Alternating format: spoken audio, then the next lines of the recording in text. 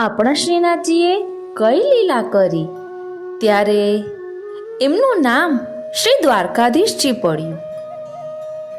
આજે શ્રી દ્વારકાધીશજીનો પાટોત્સવ છે, એટલે એ શ્રી દ્વારકાધીશજીનું સ્વરૂપ કઈ લીલાનું છે, તેમજ એમના સ્વામિનીજી કોણ છે, એ સ્વામિનીજી કઈ રીતે પ્રાપ્ત થયા, શ્રી દ્વારકાધીશજી કોના કોના દ્વારા સેવાયેલા છે, એમની અસીમ કૃપાના પ્રસંગો. શ્રી દ્વારકાધીશ પ્રભુના સ્વામિનીજી કોણ છે, શ્રી ગુસાઈજીના તૃતીયલાલજી, શ્રી બાલકૃષ્ણજીનો મનોરથ કઈ રીતે પૂર્ણ થયો, અને શ્રી યમુનાજીના યુથની કૃષ્ણ આવેશની દાસી પર શ્રી દ્વારકાધીશ પ્રભુએ કેવી અસીમ કૃપા કરી, તેનો પ્રસંગ પણ સમજીશું. અને આ શ્રી દ્વારકાધીશ પ્રભુ એ કરેલી કૃપાનો પ્રસંગ નિત્યલીલા પૂજ્યપાદ ગોસ્વામી 108 શ્રી વ્રજેશકુમારજી મહારાજ શ્રી પર થયેલી કૃપાનો એક પ્રસંગ જે મને ધ્યાન છે, તેનો પણ આપણે ભાવદર્શન કરીશું. વાલા વૈષ્ણવો, જય શ્રી કૃષ્ણ. હું મન આતુરી આપ સર્વે વૈષ્ણવોનું આજના આ અલૌકિક સત્સંગમાં હાર્દિક સ્વાગત કરું છું.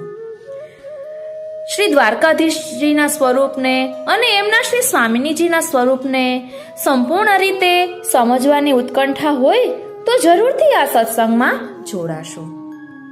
વાલા વૈષ્ણવો, આપણે આ સંકલન શ્રી યમુનાજી ચરિત્રામૃતમાંથી લઈ રહ્યા છીએ.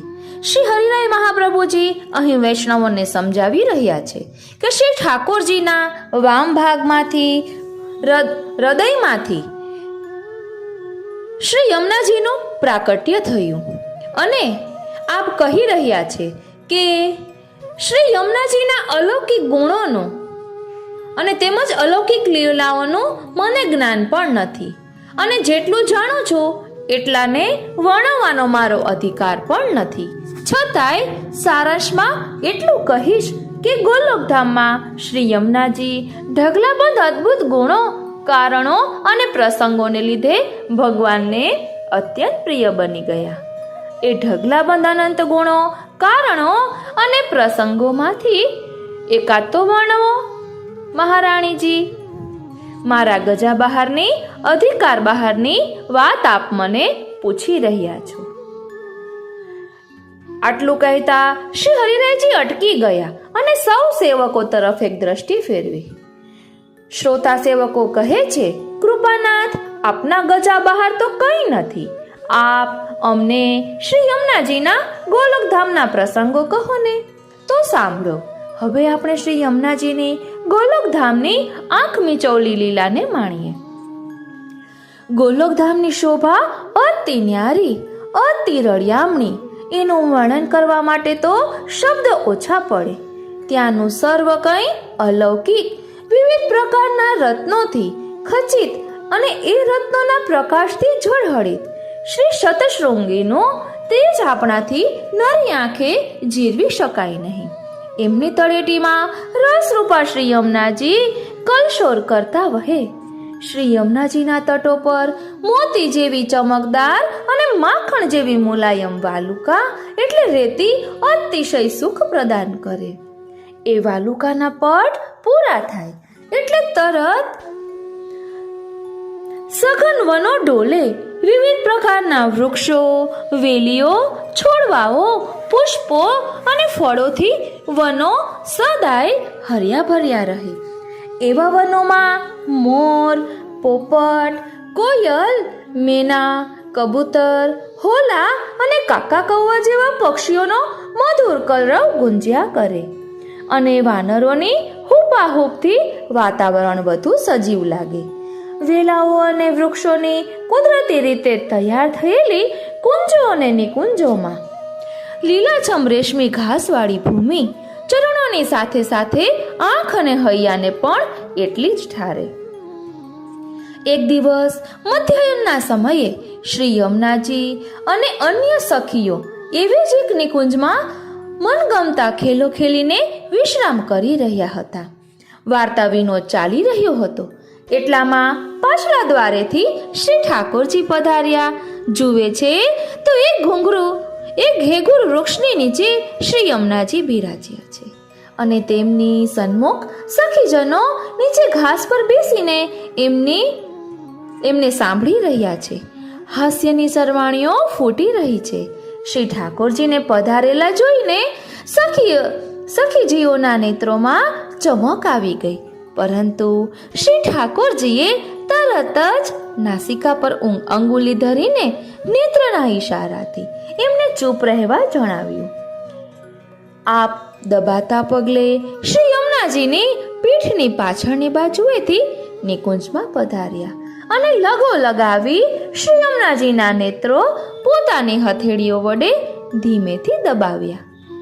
આમ ઓચિંતાના નેત્રો દબાવવાથી શ્રી યમુનાજી ચમકી ગયા. વ્યાકુળ થઈને બોલ્યા, કોણ છે આ ભલા?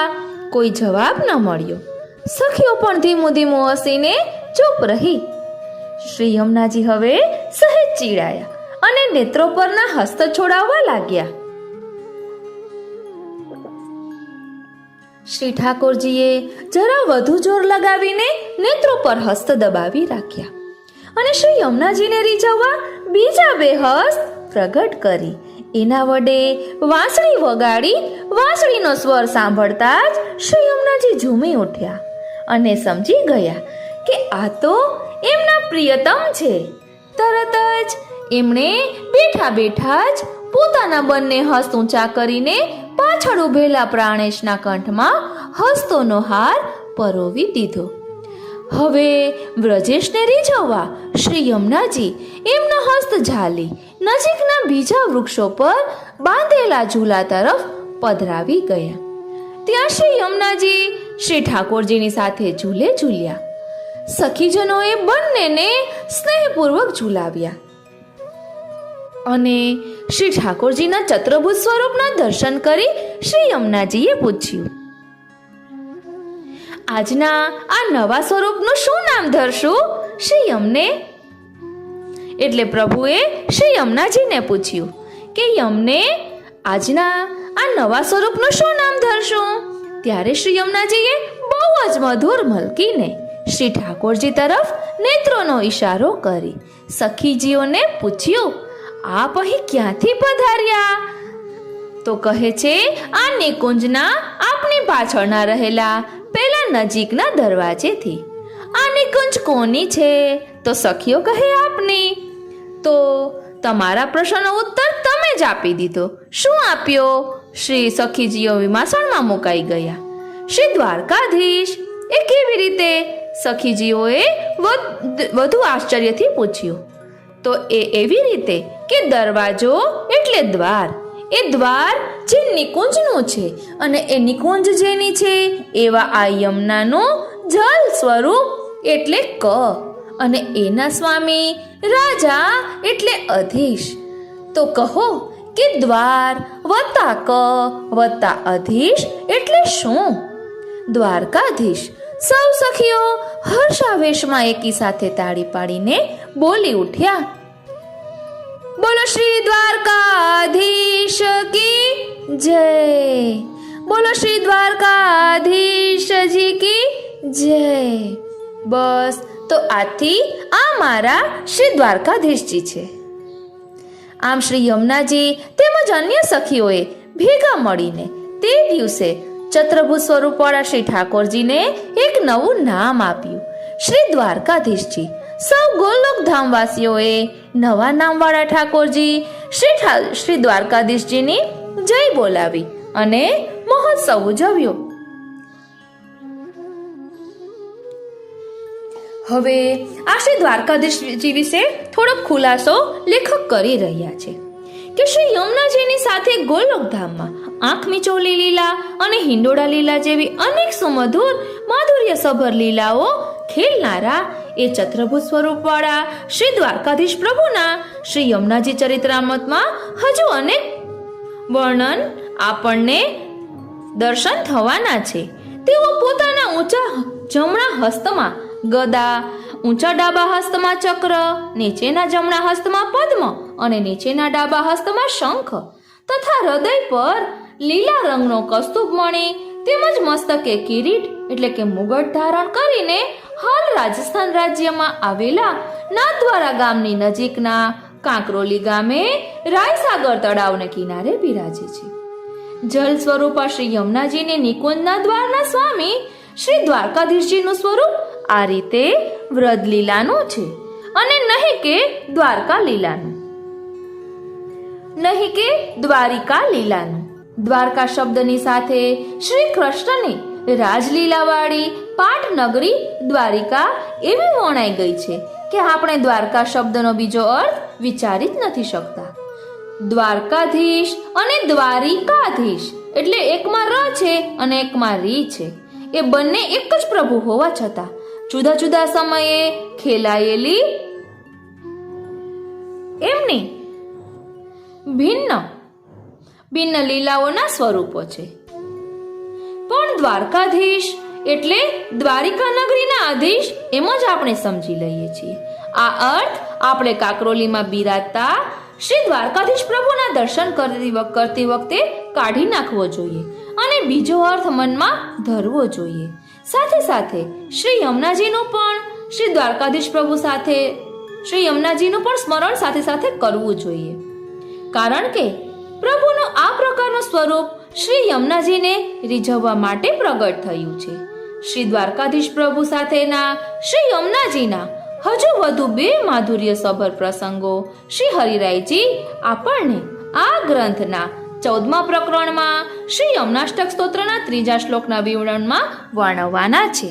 હવે આપણે એ પ્રસંગોનું ભાવ દર્શન કરીશું કે જેના કારણે આપણને ખબર પડશે કે આ દ્વારકાધીશ પ્રભુની સેવા કોણે કોણે કરી છે અને એમના સ્વામીજી શ્રી યમુનાજી શા માટે કહેવાયા.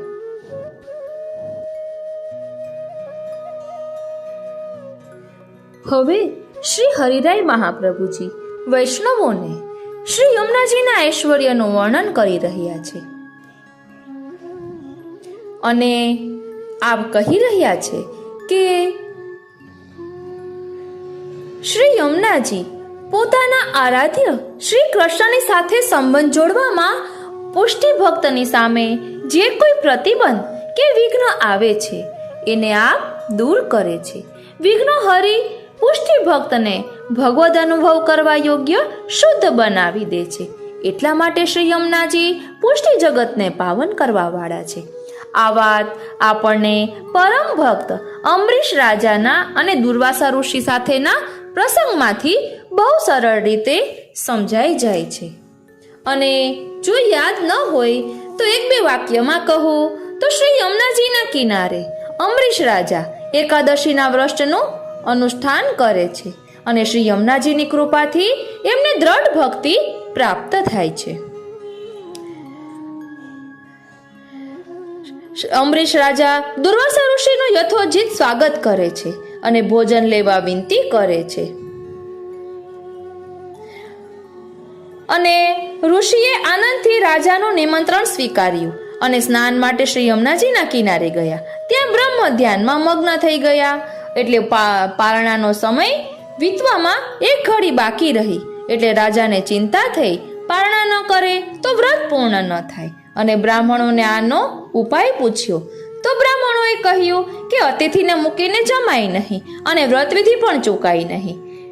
તો વિદ્વાન બ્રાહ્મણોએ જલનું આચમન કરી લેવાનું સૂચવ્યું. જલપાન ભોજન રૂપ છે અને ભોજન ન લેવા રૂપ પણ છે. એટલે આ રીતે કર્યું અને દુર્વાસા ઋષિ આવ્યા અને તેને જોયું કે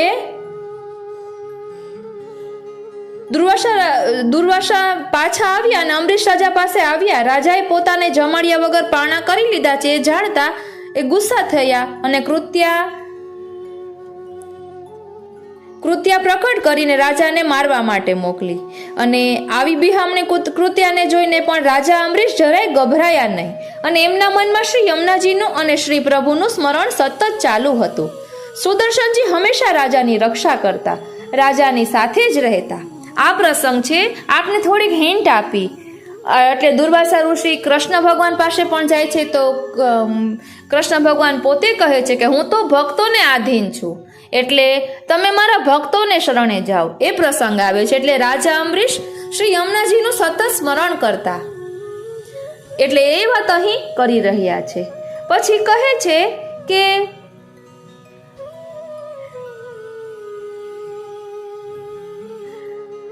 આ રાજા અંબરીશનો પ્રસંગ આપણે ભાવદર્શન કર્યો, અને રાજા અંબરીશે અને તેના પછી તેમના પુત્રોએ અતિ શ્રદ્ધાથી શ્રી દ્વારકાધીશ પ્રભુની સેવા કરી. એટલે આ રાજા અંબરીશે દ્વારકાધીશજીની સેવા સૌપ્રથમ કરી છે. એમના વંશમાં ઘણા વર્ષો સુધી શ્રી દ્વારકાધીશ પ્રભુ સેવાયા. પછી શ્રી દ્વારકાધીશ પ્રભુ રાજા અંબરીશના કુલગુરુ વશિષ્ઠ મુનિના આશ્રમમાં આબુ પર્વત પર પધાર્યા. નાનકડી એવી પર્ણકુટીમાં તુલસીપત્ર આરોગીને પ્રભુ અગણિત વર્ષો સુધી પ્રસન્નતાપૂર્વક બિરાજ્યા. સતયુગ પૂરો થયો, ત્રેતાયુગ પણ પૂરો થયો, દ્વાપર યુગ આવ્યો. અયોધ્યામાં રઘુવંશમાં રાજા દશરથ બીજા થયા. રાજા દશરથની વિનંતીથી કુલગુરુ વશિષ્ઠ મુનિએ શ્રી દ્વારકાધીશ પ્રભુ દશરથ રાજાને શિરે પધરાવી દીધા. આમ પ્રભુ આબુથી અયોધ્યા પધાર્યા. પર્ણકુટીમાંથી ફરી રાજમહેલમાં બિરાજ્યા. ફરીથી સૂર્યવંશમાં પધાર્યા. તુલસીપત્રની જગ્યાએ 56 પકવાન આરોગવા લાગ્યા. દશરથ રાજાના મોટા રાણી કૌશલ્યાને ભાગે શ્રી દ્વારકાધીશ પ્રભુની સેવા આવી. રાજા અને રાણીને તેમનો વંશ ચાલે એ માટે એક પુત્રની ઈચ્છા રહેતી. તેથી રાણી કૌશલ્યા શ્રી દ્વારકાધીશ પ્રભુ પાસે દીનતાપૂર્વક વારંવાર પુત્ર માંગતા. શ્રી દ્વારકાધીશ પ્રભુ તેમની ભક્તિથી પ્રસન્ન હતા, પોતાનો સાક્ષાત અનુભવ કરાવતા. શ્રી પ્રભુએ એક દિવસ રાણીને આજ્ઞા કરી, તમે રાજાને કહીને વશિષ્ઠ મુનિ દ્વારા પુત્ર કામેષ્ટી યજ્ઞ કરાવો, તેના ફળ રૂપે તમને પુત્ર પ્રાપ્ત થશે. મારું વરદાન પૂરું કરવા હું તમારે ત્યાં પુત્ર રૂપે અવતરીશ. રાણીએ પ્રભુની આજ્ઞા રાજાને કહી. રાજા રાજી થયા. વશિષ્ઠ મુનિએ યજ્ઞ કરાવવા વિનંતી કરી. તે મુજબ યજ્ઞ થયો. યજ્ઞ પછી તેમને ત્યાં શ્રી રામચંદ્રજીનું પ્રાકટ્ય થયું. બોલો શ્રી રામચંદ્રજી કી જય. રાજા કૌશલ્યા શ્રી દ્વારકાધીશ પ્રભુની સેવા અતિ શ્રદ્ધાથી કરતા. સાથે સાથે યાદ રાખતા કે શ્રી રામચંદ્રજી પોતાના પુત્ર તો છે જ, પણ પોતાના સેવ્ય સ્વરૂપ ભગવાન પણ છે. શ્રી રામચંદ્રજી આખરે સમસ્ત અયોધ્યાને પુષ્પક વિમાનમાં લઈ નિજધામમાં પધાર્યા. ત્યારબાદ તેમના પુત્ર લવ અને કુશે રાજ્ય કર્યું. ત્યાં સુધી શ્રી દ્વારકાધીશ પ્રભુ અયોધ્યામાં રાજમહેલમાં બિરાજ્યા. ત્યારબાદ મહર્ષિ વશિષ્ઠ શ્રી દ્વારકાધીશ પ્રભુને પાછા પોતાના આબુ પર્વત પરના આશ્રમમાં પધરાવી લાવ્યા. એમને ત્યાંથી ઘણા વર્ષો પછી મહર્ષિ ભારદ્વાજે શ્રી દ્વારકાધીશ પ્રભુને પોતાના આશ્રમની પર્ણકુટીમાં પધરાવ્યા. ત્યાં પણ પ્રભુ અનેક વર્ષો સુધી બિરાજ્યા. પછી એમને ત્યાં પ્રભુ કશ્યપ ઋષિને ત્યાં આશ્રમમાં પધાર્યા. પણ કશ્યપ ઋષિને હવે પોતાનો એ દેહ છોડી યદુવંશમાં વસુદેવજી તરીકે પ્રકટ થવાનો સમય નજીક આવી ગયો હતો. તેથી એ વાતને યાદ અપાવીને એમની ત્યાંથી શ્રી દ્વારકાધીશ પ્રભુને વેદવ્યાસજી પોતાના આશ્રમમાં પધરાવી ગયા.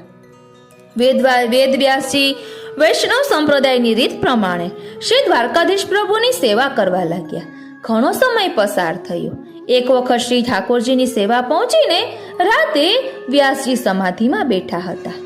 તેમને એવો અનુભવ થયો કે શ્રી યમુનાજીનો જલ પ્રવાહ વહી રહ્યો છે. વ્યાસાશ્રમની ચારે બાજુ જળ ઊંચે ને ઊંચે પહોંચી રહ્યું છે. શ્રી ઠાકોરજી બિરાજતા હતા ત્યાં સુધી જળ જાણે આવી ગયું છે. તેથી વ્યાસજીને ઘણી ચિંતા થઈ. તેઓ સમાધિમાંથી ઉઠ્યા, ગભરાઈને મંદિર તરફ દોડ્યા. પ્રેમવશ બન્યા. જ્ઞાન અવતાર હોવા છતાં જ્ઞાન ભૂલી ગયા. શ્રી યમુનાજીએ એમને જ્ઞાન ભૂલાવી દીધું. વ્યાસજીએ મંદિરના કમાડ ખોલ્યા. મંદિરમાં શ્રી યમુનાજીની સાથે શ્રી દ્વારકાધીશ પ્રભુના દર્શન થયા. શ્રી યુગલ સ્વરૂપ હાસ્ય વિનોદ કરી રહ્યા હતા. વ્યાસજીને ક્યાંય જળ દેખાયું નહીં. વ્યાસજીને આશ્ચર્ય થયું. તે જ ક્ષણે તેમને જ્ઞાન થયું કે મેં વગર જાણે અનુસરના સમયમાં શ્રી ઠાકોરજીના લીલા વિહારમાં બાધા કરી, તેથી તેઓ પસ્તાવો કરવા લાગ્યા. શ્રી ઠાકોરજી અંતર્યામી છે. તેમણે વ્યાસજીની સામે હસીને જોયું અને કહ્યું, વ્યાસજી, તમે મનમાં જરાય ક્ષોભ કે દુઃખ ન કરશો. તમને શ્રી યમુનાજીની કૃપાથી આ અનુભવ કરાવવો હતો, એટલે જ મેં આ લીલા કરી છે. આજે તમારા પર શ્રી યમુનાજીની મહৎ કૃપા ઉતરી છે. તમે મારી સેવા કરતા રહો, તમને પરમ શાંતિની પ્રાપ્તિ થશે.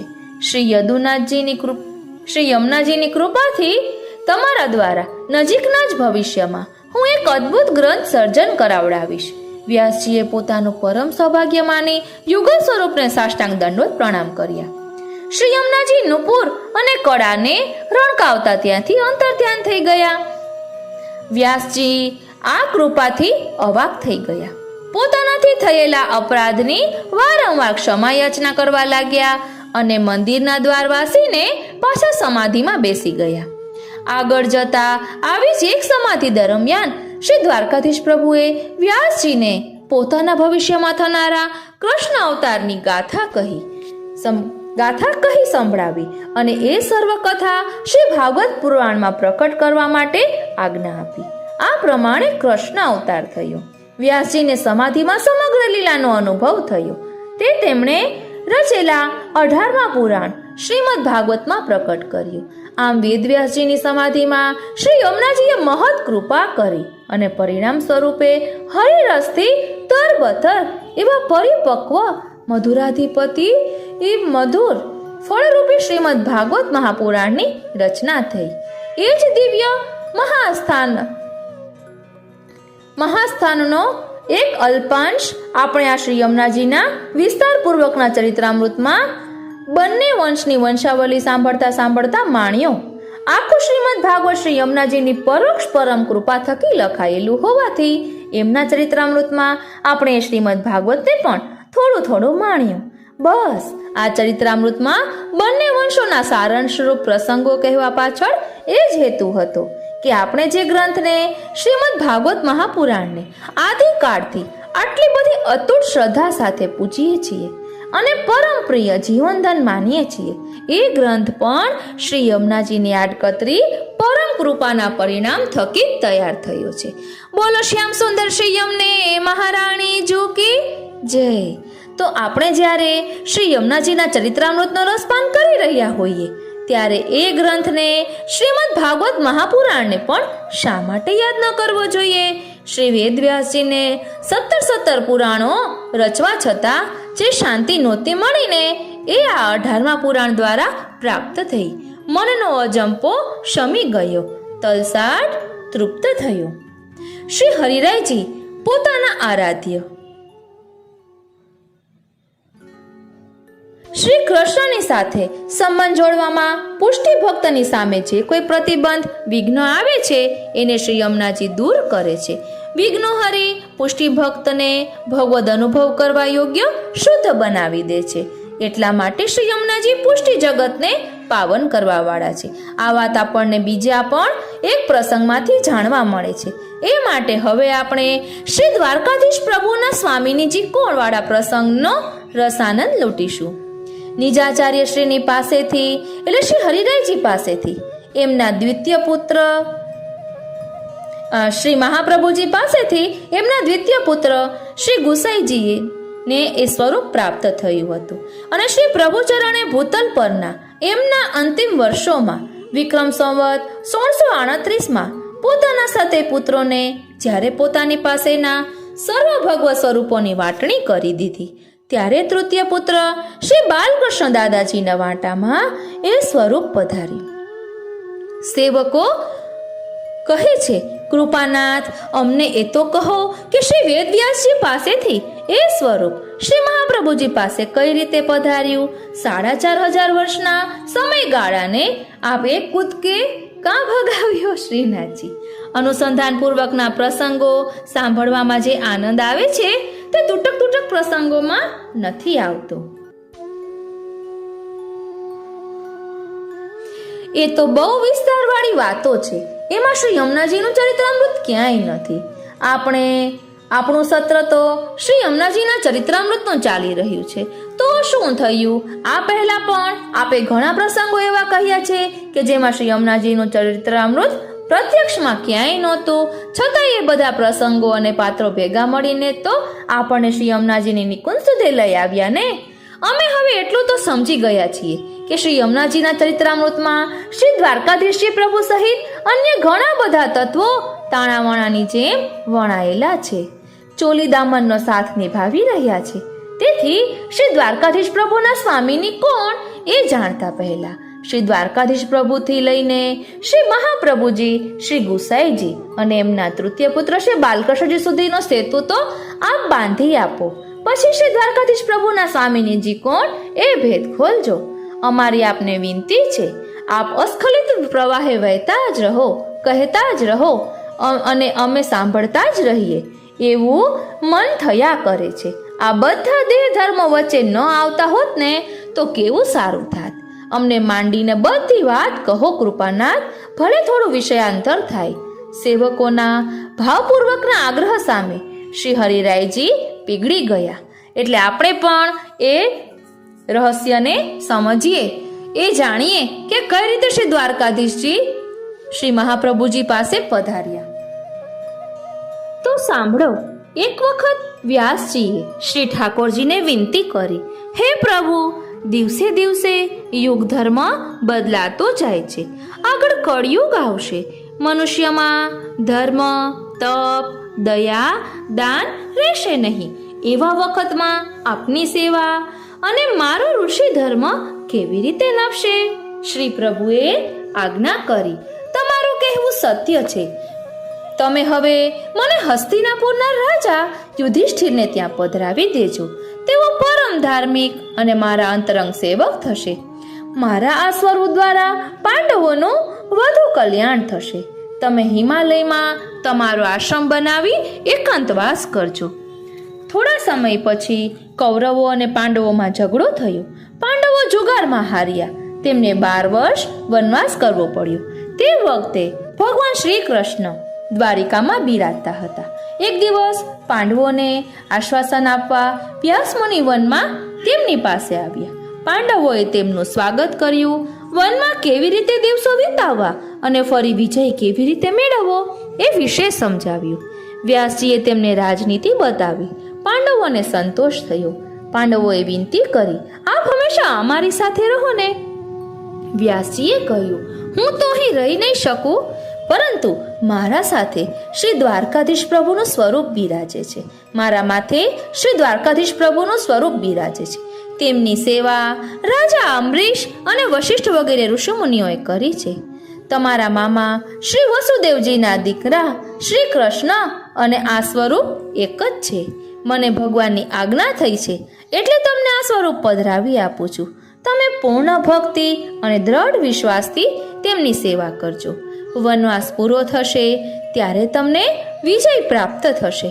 આમ કહી વ્યાસજીએ શ્રી દ્વારકાધીશ પ્રભુનું સ્વરૂપ રાજા યુધિષ્ઠિરને પધરાવી આપ્યું. તેમના દર્શન કરી યુધિષ્ઠિર ઘણા પ્રસન્ન થયા.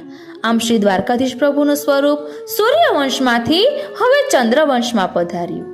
રાજા યુધિષ્ઠિર સહિત બધા પાંડવો શ્રી દ્વારકાધીશ પ્રભુની સેવામાં લાગી ગયા. એમણે વનવાસ દરમિયાન પણ શ્રી દ્વારકાધીશ પ્રભુનું સ્વરૂપ સાથે ને સાથે રાખ્યું. વનવાસ દરમિયાન દ્વારકાધીશ પ્રભુનું સ્વરૂપ સાથે ને સાથે રાખ્યું. આખરે પાંડવો અને કૌરવો વચ્ચે મહાભારતનું યુદ્ધ થયું. તેમાં પાંડવો જીત્યા. યુધિષ્ઠિરે અર્જુનના પુત્ર અભિમન્યુના પુત્ર પરીક્ષિતને સેવાની રીત સારી રીતે શીખવાડી. પછી પરીક્ષિતને રાજ તિલક કરી શ્રી ઠાકોરજી સહિત રાજ્ય સોંપ્યું. યુધિષ્ઠિર વગેરે પાંડવો હિમાલય તરફ ચાલ્યા ગયા. ત્યારથી રાજા પરીક્ષિત શ્રી દ્વારકાધીશ પ્રભુની સેવા પ્રેમથી કરવા લાગ્યા. તેમની સેવાના પ્રભાવથી જ પરીક્ષિતે કલયુગને જીત્યો. એ જ કલયુગથી રાજા પરીક્ષિત પાછા છેતરાયા. જીવનની બાજી હારી ગયા. ભગવત કૃપા પાત્ર પરીક્ષિત રાજા મહાભાગવત થયા. એવા ભગવત ભક્ત રાજાએ કલયુગને પણ સ્થાન આપ્યા અને તેના પરિણામે સર્વ આપત્તિ સર્જાઈ. શ્રી કૃષ્ણ ભગવાને તિરોધાન લીલા કર્યા પછી તરત ઇન્દ્રપ્રસ્થમાં અર્જુનના પૌત્ર તેમજ ભગવાનના કૃપાપાત્ર રાજા પરીક્ષિતના રાજ્યકાળનો આરંભ થયો. બસ એ સમયથી કળિયુગ બેઠો. એ જ કળિયુગથી રાજા પરીક્ષિત પાછા છેતરાયા, જીવનની બાજી હારી ગયા. શમિક પુત્ર શૃંગી ઋષિના શાપથી પરીક્ષિત રાજાએ સર્વસ્વ છોડ્યું અને ગંગા કિનારે વ્યાસજીના પુત્ર શ્રી સુખદેવજી પાસેથી એમણે 7 દિવસ સુધી પોતાના સ્વરૂપનું અને બ્રહ્મ સ્વરૂપનું યથાર્થ જ્ઞાન પ્રાપ્ત કરાવતું શ્રીમદ ભાગવત સાંભળ્યું. ત્યાર પછી શાપની યથાર્થતા તરીકે તક્ષક સર્પદંશથી પરીક્ષિત રાજાનું મૃત્યુ થયું. ભગવાન શ્રી શુકે શ્રી કૃષ્ણ ભગવાનની તિરોધાન લીલા પછી કલયુગમાં 30 વર્ષ રાજા પરીક્ષિતને શ્રી ભાગવત કથા સંભળાવી હતી. એનો અર્થ એ કે પરીક્ષિત રાજાએ 30 વર્ષ સુધી રાજ્ય ભોગવ્યું. ત્યાર પછી બ્રહ્મ ઉપદેશથી પરીક્ષિત રાજાને અભયદાન પ્રાપ્ત થયું. શાપની યથાર્થતા કરવા માટે 7મા દિવસે તક્ષક નાગે આવીને પરીક્ષિત રાજાને ડંખ એટલે કે દંશ માર્યો અને પરીક્ષિત રાજાની ભાગવતી ગતિ થઈ. રાજાના પુત્ર જન્મે જઈને પિતાનો વેર વાળવા સર્પ યજ્ઞ કર્યો. આમ મૂળ પુરુષ પુરુષોત્તમ ભગવાને બ્રહ્માજીને મૂળ રૂપે શ્રીમદ ભાગવત કહ્યું. બ્રહ્મા રૂપે ભગવાને જ નારદજીને કહ્યું. તે નારદ રૂપે ભગવાને જ કૃષ્ણ દ્વૈપાયન વ્યાસ મહર્ષિને કહ્યું. વ્યાસ મહર્ષિ રૂપે ભગવાને જ સુખદેવજીને કહ્યું અને સુખદેવજી રૂપે ભગવાને જ કરુણા કરી શરણાગત પરીક્ષિતને શ્રીમદ ભાગવત કહ્યું. બીજી બાજુ રાજા જન્મેજયે પિતાના મૃત્યુનો વેર વાળવા તક્ષક નાગને બાળવા, સર્પકુળનું નિકંદન કાઢવા, સર્પ સત્ર જેવો આસુરી યજ્ઞ કરવાનો વિચાર કર્યો. બ્રાહ્મણો તક્ષકના રક્ષક ઇન્દ્રને પણ એ યજ્ઞમાં હોમવા તૈયાર થયા. અંતર્યામી શ્રી દ્વારકાધીશ પ્રભુ તે જાણી ગયા. સર્પસત્રમાં સર્પોનો નાશ થયો ત્યારે આસ્તિક ઋષિના વચ્ચે પડવાથી છેલ્લે એકમાત્ર તક્ષક બળવામાંથી બચી ગયો. પરીક્ષિતના મહેલમાં પ્રભુની સેવામાં સૌર શર્મા નામના એક બ્રાહ્મણ હતા. શ્રી દ્વારકાધીશ પ્રભુએ સૌર શર્માને સ્વપ્નમાં અને પછી પ્રત્યક્ષમાં આજ્ઞા કરી, તમારા રાજા પરીક્ષિત વૈષ્ણવ હતા, તે તો ગયા. તેમના પુત્ર જન્મે જઈ આસુર યજ્ઞ કરવાનો છે. અમારાથી અન્યાશ્રય સહન થશે નહીં. તેથી તું અમને રાજા ન જાણે તે રીતે અહીંથી બીજે પધરાવી જા. સૌર શર્મા બ્રાહ્મણ ચમક્યા. એમણે પૂછ્યું, પ્રભુ હું આપને ક્યાં છુપાવું? શ્રી ઠાકોરજીએ કહ્યું, તેની ચિંતા તું ન કર. આપણે અહીંથી 3 દિવસમાં આબુ પર્વત પર પહોંચવાનું છે. ત્યાં મારું પ્રાચીન સ્થાન છે. સૌર શર્માએ શ્રી ઠાકોરજીનું સ્વરૂપ તેમના ખભા ઉપર ઉંચકી લીધું અને તે આબુ પર્વત તરફ ચાલ્યા. શ્રી ઠાકોરજીએ તેમનામાં એવી શક્તિ મૂકી કે 3 દિવસ અને રાત ચાલતા જ રહ્યા અને આબુ પર્વત સુધી પહોંચી ગયા. રાતે પર્વતની તળેટીમાં સૂઈ ગયા. સવારે આંખો ખોલી ત્યારે સાવ ખંડિયર જગ્યા નજરે પડી. ક્યાંક તૂટી ફૂટી ભીંતો હતી તો ક્યાંક માટી અને પથ્થરના ઢગલા હતા. ક્યાંક દરવાજાની માત્ર નિશાની હતી. તેમાં એક તૂટ્યું ફૂટ્યું શિખરવાળું મકાન હતું. તે આ બધું આશ્ચર્યથી જોવામાં લાગ્યા. શ્રી ઠાકોરજી તેમની સામે જોઈને હસ્યા. સૌરશમાં બ્રાહ્મણ વિરક્ત બનીને ત્યાં રહ્યા. શ્રી દ્વારકાધીશ પ્રભુની સેવા પૂરી દ્રઢતાથી કરવા લાગ્યા. પર્વત પર ગુફાઓમાં રહેતા મોટા મોટા ઋષિ મહાત્માઓ પ્રભુના દર્શન કરવા આવતા. સૌ આ બ્રાહ્મણને ધન્ય ધન્ય કહેતા. આમ જન્મેજય રાજાના મહેલમાંથી ચંદ્રવંશીઓ પાસેથી અંતર ધ્યાન થયા પછી ઘણા વર્ષો સુધી શ્રી દ્વારકાધીશ પ્રભુ ફરી આબુ પર્વત પર અમરીશ રાજા પહેલાના મહેલના ખંડિયરમાં બિરાજ્યા અને સૌર શર્મા બ્રાહ્મણ પાસેથી સૂક્ષ્મ પ્રકારે સેવા અંગીકાર કરતા રહ્યા. એ બ્રાહ્મણની હયાતી પછીથી લગભગ 4500 વર્ષ સુધી આબુ પર્વત પર વસતા ઋષિઓના આશ્રમમાં એ સ્વરૂપ બિરાજમાન રહ્યું. કોઈ નવા જૂની ન થઈ. ત્યાર પછી ઇતિહાસે ફરીથી પડખું ફેરવ્યું. પ્રભુનું સ્વરૂપ ફરી પાછું પ્રકાશમાં આવ્યું. કેવી રીતે? તો કહે છે ઉત્તર પ્રદેશમાં કનોજ નામનું મોટું શહેર આવેલું છે. આજથી લગભગ 125 વર્ષ પહેલા આ કથા શ્રી હરિરાયજી કહી રહ્યા છે એટલે એમના 125 વર્ષ પહેલા ત્યાં નારાયણ નામના એક દરજી રહેતા હતા. તેઓ વિષ્ણુ સ્વામી સંપ્રદાયના વૈષ્ણવ હતા. તેમનો એક દિવસ શ્રી દ્વારકાધીશ પ્રભુએ સ્વપ્નમાં દર્શન આપી આજ્ઞા કરી, અમારું નામ દ્વારકાધીશ છે. અમે આબુ પર્વત ઉપર ઋષિઓના આશ્રમમાં બિરાજીએ છીએ. તું અમારો ભક્ત છે. તારી શ્રદ્ધાથી અમે પ્રસન્ન છીએ. હમણાં ચંપારણ્યમાં આચાર્ય શ્રી વલ્લભનું પ્રાકટ્ય થયું છે. અમારે તેમને ત્યાં પધારવું છે અને અમે તારા દ્વારા તેમના ત્યાં પધારીશું. તો આબુ પર્વત ઉપર પહોંચી જા. ઋષિઓને વિનંતી કરી અમને તારા ઘરે પધરાવી લાવ. નારાયણ દરજીની આંખ ખુલી ગઈ. પથારીમાંથી ઉઠી ગયા. જલ્દી સ્નાન કરી આબુ પર્વત તરફ જવા નીકળ્યા. રસ્તો પૂછતા પૂછતા ચાલવા લાગ્યા. માર્ગમાં રસ્તો સુજાડવા અને શક્તિ આપવા પ્રભુએ ઘણીવાર કૃપા કરી. તેઓ 5 દિવસ અને 5 રાત સતત ચાલતા રહ્યા. આખરે આબુ પર્વતની તળેટીમાં પહોંચ્યા. થાકને લીધે રાતના તેઓ એક કુંડ પર ખાલી ઝૂંપડી હતી એમાં સૂઈ ગયા. સવારે આંખ ખુલી જુએ છે તો પેલો કુંડ પણ નથી, ઝૂંપડી પણ નથી અને તળેટી પણ નથી. પોતે પર્વતની ઉપર એક જૂના ખંડેર જેવા મંદિરના આંગણામાં બેઠા છે. પક્ષીઓ કલશોર કરી રહ્યા છે અને ઋષિઓ પ્રભુ સ્મરણ કરતા આવજા કરી રહ્યા છે. એમાંથી એક ઋષિના આશ્રમમાં જઈ એમણે શ્રી દ્વારકાધીશ પ્રભુના દર્શન કર્યા.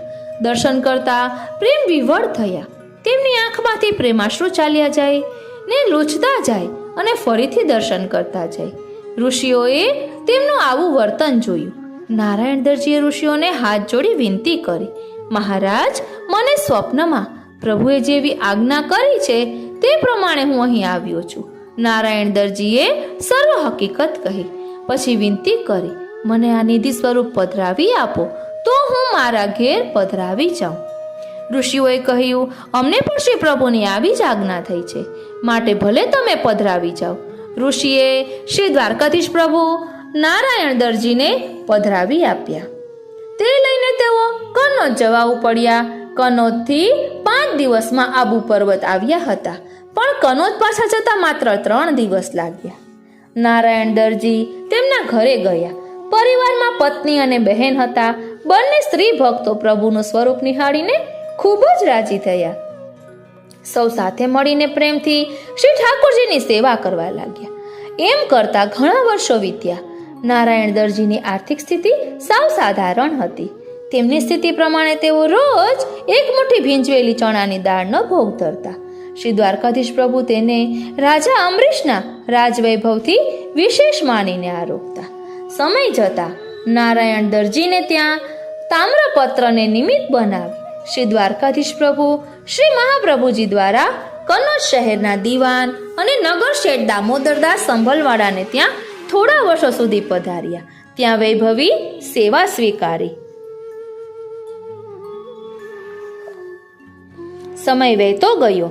ઇતિહાસે પલટો લીધો. કનોજના દીવાન દામોદરદાસ સંભલવાળાનો દેહ છૂટ્યો. આ એ શ્રી યમુનાજી છે કે જેમના જલમાંથી નાવ દ્વારા કનોજ ગામેથી અંતમાં દીવાન દામોદરદાસ સંભલવાળાના હસ્તે સેવાયેલા રાજાધીરાજ શ્રી દ્વારકાધીશજી પ્રભુ વૈભવ સહિત અડેલ ગામે શ્રી મહાપ્રભુજીના ગૃહે અંદાજે વિક્રમ સંવત 1581 માં પધાર્યા હતા. એ સમયે પુષ્ટિ સંપ્રદાયમાં એક અતિ મહત્વની ઘટનાએ આકાર લીધો અને શ્રી મહાપ્રભુજીના આદેશથી નાવમાંનો અઢળક વૈભવ શ્રી યમુનાજીના જલ પ્રવાહમાં સમર્પિત કરી દેવામાં આવ્યું. નિજેચ્છાતઃ કરિષ્યતિ. સૃષ્ટિ નિર્માણ સમયનું સર્વપ્રથમ બ્રહ્માજી દ્વારા સેવાયેલું તે શ્રી દ્વારકાધીશનું સ્વરૂપ એટલે ગોલોકધામમાં શ્રી યમુનાજી સાથે શ્રી દ્વારકાધીશ સ્વરૂપે આંખ મીચોલી લીલા ખેલનારા નારાયણ પ્રભુ શ્રી કૃષ્ણચંદ્ર સ્વયં બ્રહ્માજી પછીથી અનેક ઋષિ મુનિઓ, રાજા મહારાજાઓ અને વૈષ્ણવ મહાનુભાવો દ્વારા સેવાયેલું એ સ્વરૂપ છેવટે વિક્રમ સંવત 1576 પછીથી ક્યારેક કનોજના દામોદરદાસ સંભલવાળાને ત્યાંથી ધન સંપત્તિ સહિત નાવમાં બિરાજીને શ્રી મહાપ્રભુજીને ત્યાં અડેલ મુકામે પધાર્યું. શ્રી મહાપ્રભુજીની પાસેથી એમના દ્વિતીય પુત્ર શ્રી પ્રભુચરણને એ સ્વરૂપ પ્રાપ્ત થયું. શ્રી ગુસાઈજીએ ભૂતલ પરના એમના અંતિમ વર્ષોમાં પોતાના સાતેય પુત્રોને જ્યારે પોતાની પાસેના સર્વ ભગવત સ્વરૂપોની વાટણી કરી દીધી ત્યારે તૃતીય પુત્ર શ્રી બાલકૃષ્ણ દાદાજીના વાટામાં શ્રી દ્વારકાધીશજીનું સ્વરૂપ પધાર્યું.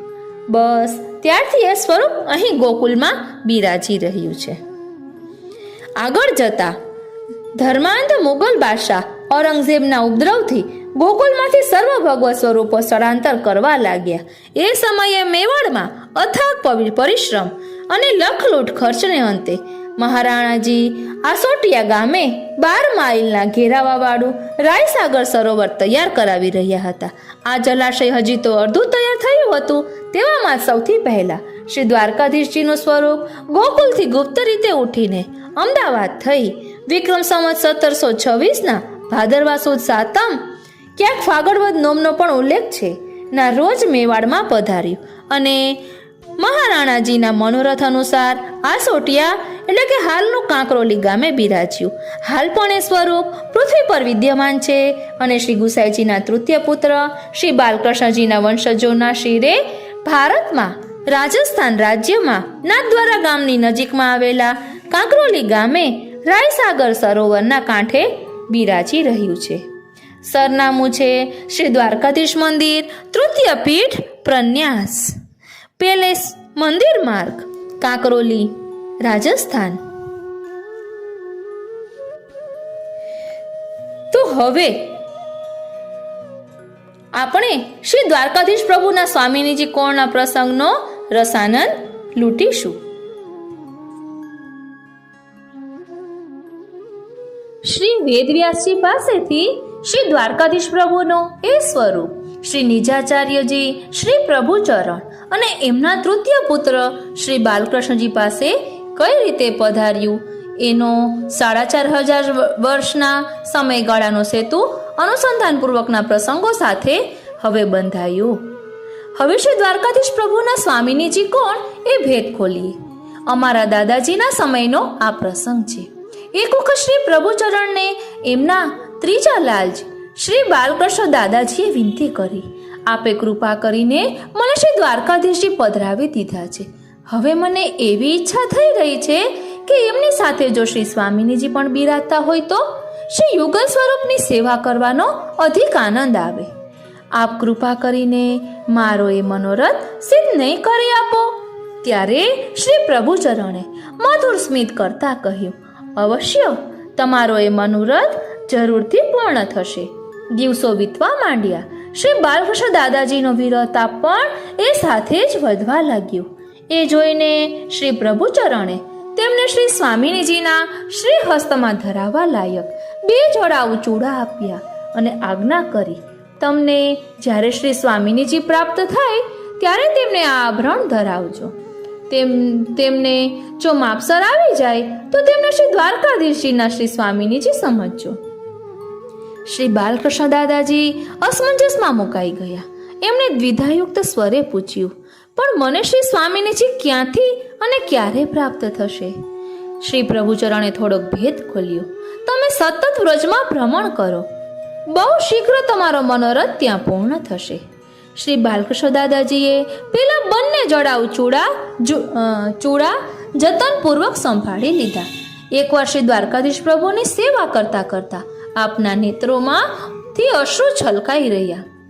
ગદગદિત થઈને બોલ્યા, કૃપાનાથ, મારો મનોરથ પૂરો કરવો ને એ આપના હાથમાં છે. મારે આપની યુગલ સ્વરૂપે સેવા કરવી છે.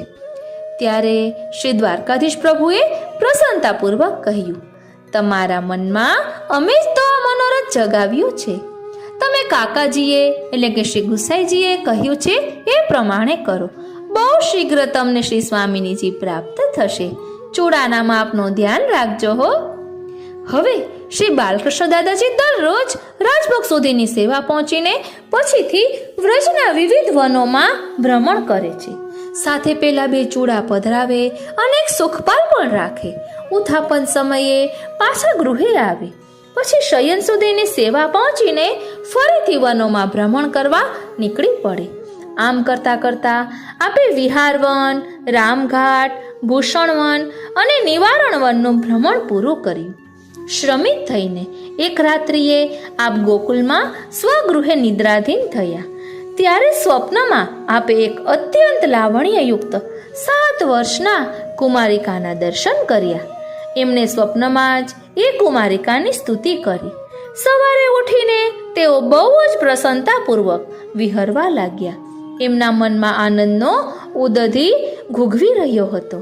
પ્રાતઃ કર્મથી વહેલાસર પરવારી જઈને તેઓ તે દિવસે વહેલા ભ્રમણ અર્થે નીકળી પડ્યા. વારે વારે પહેલા ચૂડા કાઢીને નીરખવા લાગ્યા. સુખપાલને વિવિધ પ્રકારે સજાવવા લાગ્યા. એ દિવસ વિક્રમ સંવત 1638ના પોષવદ ચોથને રવિવારનો હતો. એ દિવસે આપ ગુંજાવનમાં પધાર્યા. ત્યાં શ્રી યમુનાજીના કિનારે ગાઢા વનમાં આપ મધ્યાહન સંધ્યા કરવા બિરાજ્યા. આજે એમના મનમાં કોઈક અનેરો આનંદ રેલાઈ રહ્યો હતો. શા કારણથી એવું થઈ રહ્યું છે એ એમને સમજાતું નહોતું. ત્યાં તો ઝીણી ઝીણી ઘૂઘરીઓવાળા ને પૂરનો છુમ છુમ છુમ છુમ છુમ છુમ છુમ છુમ જેવો અતિ મધુર સ્વર આપે સાંભળ્યો. જળની લહેરો પર થઈને વહેતો શીતળ વાયુ એ મધુર સ્વરમાં ઓર ઉન્માદકતા ભરી રહ્યો હતો. આપ આશ્ચર્યચકિત થઈને વનમાં ચારે તરફ જોવા લાગ્યા. એમનો અલૌકિક મનોરથ પૂર્ણ થવાની ઘડી તદ્દન નજીક આવી ચૂકી હતી. એમને રોમાંચ પ્રાપ્ત થયો. શ્રી યમુનાજીના જલમાંથી અતિશય લાવણ્યયુક્ત પરમ મનોહર કોટી કંદર્પ લાવણ્યવાળા શ્યામ સ્વરૂપા 7 વર્ષના કુમારિકા એવા શ્રી યમુનાજી મંદ મંદ હાસ્ય કરતા, નિજ હસ્તમાં કમલદલને ફેરવતા, મલપતી મધુરી ચાલ શ્રી બાલકૃષ્ણ દાદાજીની સન્મુખ પધારી રહ્યા હતા. આજ કુમારિકા તો એમણે આગલે રાત્રે સ્વપ્નમાં દર્શન આપ્યા હતા. આજ કુમારિકાના તો એમને આગલી રાત્રે સ્વપ્નમાં દર્શન કર્યા હતા. આવા મોહક સ્વરૂપવાળા એક કન્યાનું સ્વાગત કરવા શ્રી બાલકૃષ્ણ દાદાજી ઊભા થઈ ગયા અને થોડા આગળ વધ્યા. નિરખીને એમને જોયા, ઓળખ્યા અને પછી પોતાના આંસુઓને ખાડી ન શક્યા. આનંદાશ્રુ ભર્યા નેત્રે તેઓ વ્રજની રજમાં લોટી પડ્યા અને શ્રી યમુનાજીને સાષ્ટાંગ દંડવત પ્રણામ કર્યા. ઊભા થતા તેમણે વિનતી કરી, આજ કો દિન બહોત ही नीको है, હું તો કબ से आपकी डगर બુહારું હું. મારા ભાગ્યનો આજે કોઈ પાર નથી. કાલે રાત્રે મને સ્વપ્નમાં આપે જ દર્શન આપ્યા હતા ને, ત્યારથી રહીને મને થવા લાગ્યું હતું કે હવે મારો મનોરથ અવશ્ય બહુ ત્વરાથી પૂરો થવાનો છે. આપે મારા પર આટલી કૃપા વરસાવી છે, તો હવે કૃપા કરીને આપ જે આજ્ઞા આપો તે પ્રમાણે હું કરું. ત્યારે શ્રી યમુનાજીએ કહ્યું, પહેલા અમારા આભરણ આપો. શ્રી બાલકૃષ્ણ દાદાજીએ તરત પહેલા જડાઉ ચૂડા શ્રી યમુનાજીને ધરાવ્યા. શ્રી યમુનાજીએ વારાફરતી બંને ચૂડા પોતાના શ્રીહસ્તમાં ધારણ કરી લીધા. બરાબર માપે બંધ બેસતા આવી ગયા. શ્રી બાલકૃષ્ણ દાદાજીને શ્રી પ્રભુચરણના શબ્દો યાદ આવી ગયા અને હરખાઈ ઉઠ્યા. બંને હાથ જોડીને એમણે વિનંતી કરી, આપ કૃપા કરીને શ્રી દ્વારકાધીશજીની પાસે પધારો. શ્રી યમુનાજીએ કહ્યું, અમારી ઈચ્છા પણ તમારા ગૃહે પ્રભુની પાસે આવવાની જ છે. શ્રી બાલકૃષ્ણ દાદાજીએ શ્રી સ્વામિનીજીને પધરાવવાની બધી તૈયારી તો પહેલાથી જ કરી લીધી હતી. એટલે એમણે તરત શ્રી યમુનાજીને સુખપાલમાં પધરાવ્યા અને ગોકુલ આવી પહોંચ્યા. ઘરે આવી સેવામાં સ્નાન કર્યું અને શ્રી યમુનાજીને શ્રી દ્વારકાધીશજીના સિંહાસન પાસે એક ચોકી પર પધરાવ્યા. પછી શ્રી પ્રભુચરણને જાણ કરી.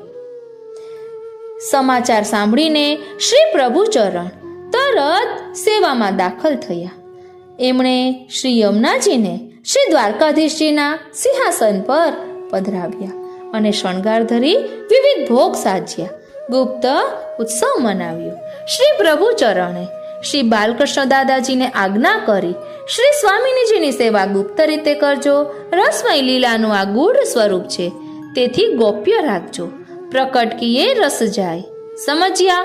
जी काकाजी, जैसी आपकी आज्ञा।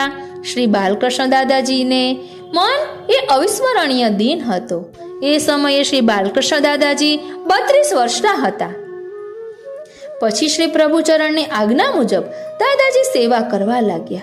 એ પરંપરામાં આજ દિન સુધી શ્રી દ્વારકાધીશજીના શ્રી સ્વામીજીની સેવા ગુપ્ત રીતે થાય છે. એમના દર્શનનો લાભ કોઈને મળતો નથી. મથુરાના સતઘરામાંથી વિજય કરીને ગોકુલનો કાયમી વાસ સ્વીકાર્યા પછી શ્રી પ્રભુચરણે ભૂતલ પરના એમના અંતિમ વર્ષોમાં વિક્રમ સંવત 1638માં પોતાના 7 પુત્રોને જ્યારે પોતાની પાસેના સર્વ ભગવત સ્વરૂપોની વાટણી કરી દીધી ત્યાર પછીનો આ પ્રસંગ છે. આ રીતે શ્રી દ્વારકાધીશજીના સ્વામીજી શ્રી યમુનાજી છે. આજે દ્વારકાધીશજીનો પાટોત્સવ છે તો આપણે એમના સ્વરૂપને જાણીએ એ આ હેતુથી આ કર્યું છે. અને હજુ કૃષ્ણ આવેશની પર કેવી કૃપા કરી અને નિત્યલીલા પૂજ્યપાદ ગોસ્વામી 108 શ્રી બ્રજેશકુમારજીનો જે પ્રસંગ હું આપને કહેવાની હતી તે આપણે અલગથી લઈશું, કારણ કે ખૂબ મોટું થઈ જશે તો પછી પાછળના આવા સાનુભાવના પ્રસંગો બધા ન સાંભળે તો આપણને ન ગમે, એટલે તે અલગથી લઈશું. ફરી એકવાર આપ સર્વે વૈષ્ણવોને આજના ઉત્સવની ખૂબ ખૂબ મંગલ વધાય. જય શ્રી કૃષ્ણ. અરે સોરી. આજનો આ સત્સંગ શ્રીનાથજી, શ્રી યમુનાજી અને શ્રી મહાપ્રભુજીના ચરણારવિંદમાં સમર્પિત કરું છું. અને યુગલ સ્વરૂપના ચરણારવિંદમાં એ જ વિનંતી ધરું છું કે આપે જેવી કૃપા આ બધા ભક્તો પર કરી એવી રંચક કૃપા પણ અમારા પર કરો અને અમને સાનુભવ જતાવો. જય શ્રી કૃષ્ણ.